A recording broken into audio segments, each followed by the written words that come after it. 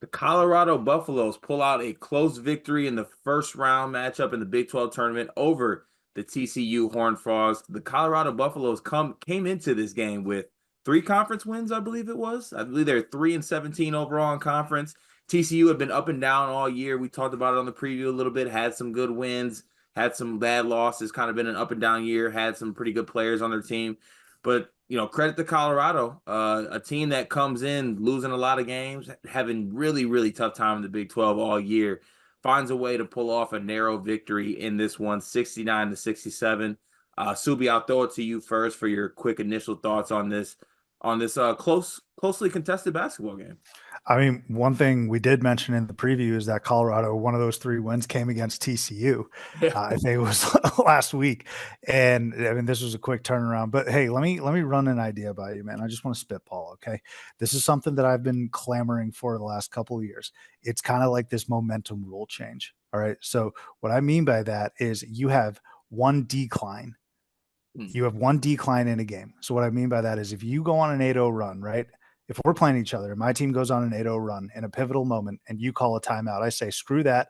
No, decline. I decline the timeout and you got to keep playing. All right. I want to extend that a little bit. I wish we had a decline rule for the sake of my prediction for halftime because halftime came at the worst time for TCU. These guys started, I think, 0 for 9. I mean, ice cold, and they were still a little bit of attached. And then they all of a sudden started getting great looks towards the end of the half. They were hitting shots and they had the lead. I have no earthly idea how they had the lead going into halftime, but then that buzzer sounds and I'm like, no, dude, like Jamie Dixon, don't even go to the locker room, stay on the court. Like just keep running offense if you need to. I wish they were able to decline the timeout because you know what happened in the second half? The Buffs absolutely blitzed them. Mm-hmm. Uh, I mean, TCU ended the first half on a 12-2 run. Buffs opened up 13-1 in the second half. And it proved to be a little bit too much, right? So I guess my main takeaway was, TCU, when that first and second half buzzer sounds and you're about to inbound the ball, that means the game's starting. Okay. So the beginning of the first half, the beginning of the second half was abysmal, and they got it right towards the end of both of those halves, just not enough. Yeah, honestly, I think, I can't pinpoint it exactly, but this had a little bit of a feel of TCU thought they could just kind of show up and beat Colorado. And credit to Colorado for punching them in the mouth, like you said, to start the game and to start the second half. And TCU just wasn't able to do enough in this basketball game.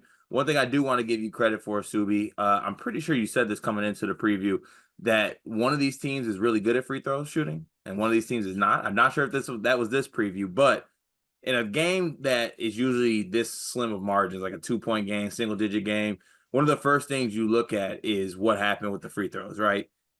TCU goes 10 for 20 from the free throw line in this game. In a game they lose by 2 points. While on the other side, Colorado goes 18 for 24 from the line. So like when you have games like that and both teams turned it over 14 and 15 times respectively, it's a small margins type of game, and TCU just was pretty bad from the free throw line. Honestly, 10 for 20 is not going to get it done. They didn't shoot the ball well from the field, didn't shoot the ball well from three. One that I would constitute as just a kind of a disappointing performance by TCU in this one. I thought they were the clear better team coming in, and I guess it kind of shows you that you can't, even in these first round matchups when you might be the better team and you're playing a team in Colorado who only has 3 conference wins, you still got to show up and play. And they weren't able to get across the finish line in this one. No, I think it's a great point you make. I too felt that TCU was like, look, this is Colorado, 3 conference wins. We're gonna get our lick back. We're gonna get a little revenge, but they just seemed. I mean, it was just going through the motions in the beginning. I didn't think they ran very good offense whatsoever. They were playing good defense, which is kind of what TCU does, right? But at the end of the day, like Jamie Dixon going into the offseason needs to get some dudes that can put the ball in the hoop. This has been their bugaboo all season. Now, to be fair, they were missing Frankie Collins all season. I'm sure he was hoping he was going to be the driving force there. But Ernest Uday, like he does some really nice things on the court, but he's not going to put the ball in the hoop at an efficient clip. Like punch wasn't that great either.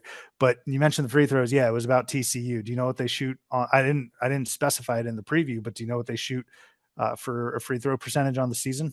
Yeah, you know what? I don't have it up, but I'm gonna guess they're terrible given what I just saw. 65%. Yeah. They 10 couldn't point, they couldn't even shoot their average, even their awful average. which might have won them the game. Yeah, Probably, right? Yeah. yeah, probably would have. So yeah, I think that's a great call out by you. Just the mentality wasn't there, which is really inexcusable. Again, considering what Colorado did to them like 7 days ago, less than, and considering this is postseason basketball. Another call out that I think is worth mentioning is there was a huge delta in the 3 point shooting. Right, Mhm. Colorado was stroking it. They shot pretty darn well from three, around 41%. Meanwhile, TCU barely got above 30%. Like for the most of the game, they were hovering sub 30%. And again, it's just that delta, that math is kind of hard to overcome. And again, in a battle of coaches that I think nationally are still kind of overlooked. Mhm. I mean, I had mentioned this. Tad Boyle, he's going to be a lifer at Colorado if he wants to be. Jamie Dixon can still coach a little bit, but who came out of that halftime guns blazing? It's Tad Boyle's guys. A great response after giving up a 12-2 run. Yeah, and look, it's one of those things too in basketball where you get some guys that maybe knock down at a higher clip than like that happens in basketball, especially happens in March. You know, you run into teams that are able to make more threes. I mean, coming into this game, TCU is probably looking at Colorado's profile, and I mean, they're a team that's 250th nationally in 3 point percentage. They shoot 32% from three. Jackimowski hits 4 threes in this game. I believe they shot, let me check this real quick. Yeah, they shot 40%, hit 9 threes in this basketball game. So probably not something TCU saw coming. Combine that with the missed free throws from TCU, one that you feel bad about, and I gotta say this as my last one before I throw it to you for some more thoughts. Um, it annoys me when teams play like this when you're playing on the first day of the tournament. Like, like you're playing on the first day of the Big 12 tournament for a reason, not to disrespect you, but there should be no, oh, I'm TCU, I can show up and beat Colorado. No, you're playing on the first day of the Big 12 tournament. Like you're there for a reason. You're only 9-11 in conference, nothing to write home about. It's disappointing if I was a TCU basketball fan that this was the showing you have against a team that you are better than in Colorado. No, I'm totally with you. I mean, we were just treated to an unbelievable run from Delaware, Yeah, who rattled off I don't know how many wins five, in X amount of 5 wins. 5 wins. Yeah. And you know what? They battled their tails off in the CAA title game, taking UNC Wilmington down to the wire. Hmm. Like that's Delaware, right? Right. Like who and but to be fair, Cart, yeah, like who are you, TCU? Who who are you? Not only from this season's perspective, right? Because like they weren't even on the bubble, I Right. don't think. No. Um, but just from a program perspective, like you aren't there's only a handful of teams in the Big 12 that I think can just show up and expect to win for the Right. most part, program wise. Like TCU, you're not that guy, pal, honestly. Yeah. And then my last closing thought here.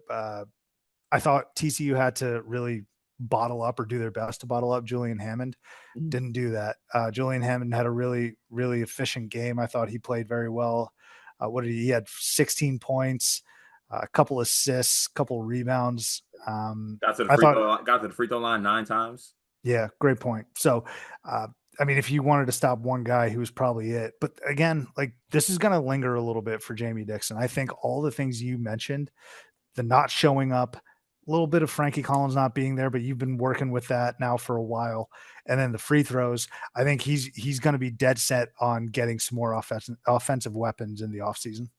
Yeah, they definitely need to take a hard look at that. And obviously, this is one that I think if you want to spin it, you want to try to use this as maybe some motivation this summer to maybe get some guys in there, have some guys coming back, getting better, hopefully run it back next season and be more successful. But credit to Colorado for the win. Colorado will now advance to take on West Virginia tomorrow. We will have the preview for that game on the channel, so be sure to check that out. Congrats to the Colorado Buffaloes on the 69-67 victory over TCU.